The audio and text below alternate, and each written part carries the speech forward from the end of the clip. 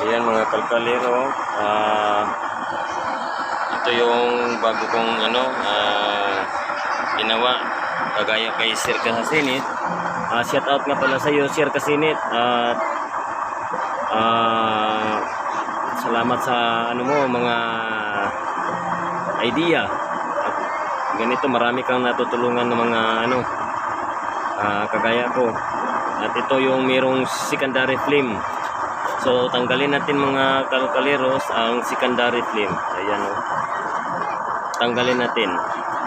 Ayan, unti-unti na nawawala yung laser flame niya. O ayan. Nawawala. So umangat yung kanyang apoy.